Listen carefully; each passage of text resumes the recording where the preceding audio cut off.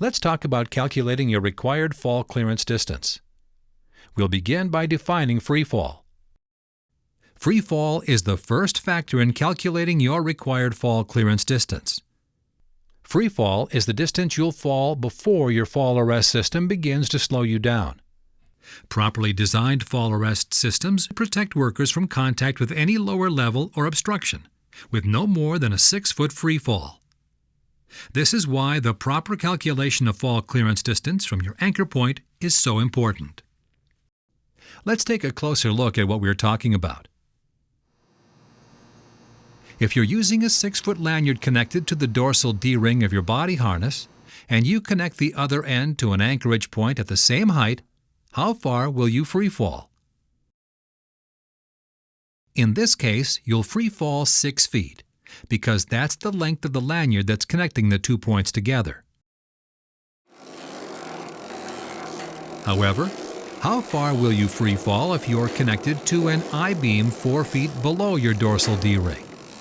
In this case, you'll see a free fall of 10 feet. That's 4 feet to the I-beam, plus the 6 feet of lanyard. Here you will have exceeded the typical 6-foot free fall.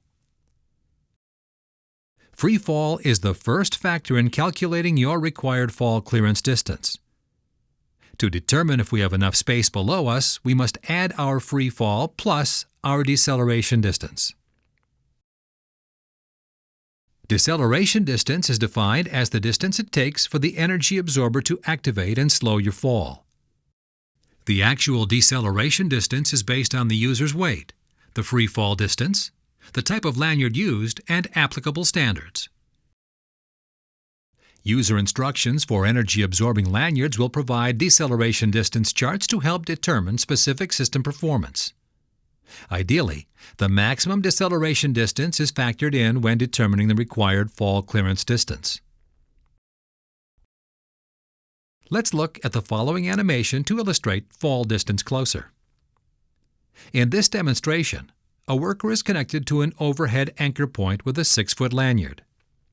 When the worker falls, the energy absorber on the lanyard activates, creating a deceleration distance of 4 feet.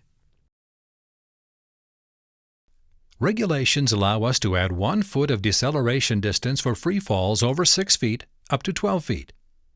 For a person weighing over 310 pounds, specialized equipment is available to cover workers up to 420 pounds based on OSHA regulations. In Canada, regulations allow for up to 5.7 feet of deceleration distance when using a CSA-approved E6 compliant lanyard.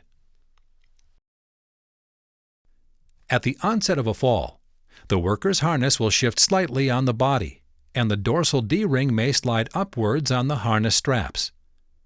This combination of movement is known as harness stretch. This factor, plus the worker's height, is typically measured at 6 feet.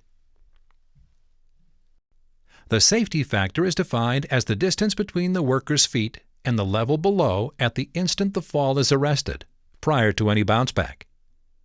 The typical distance is 1.5 feet. So in this demonstration, our required fall clearance distance is 17.5 feet, using a typical 6-foot lanyard with a 6-foot free fall.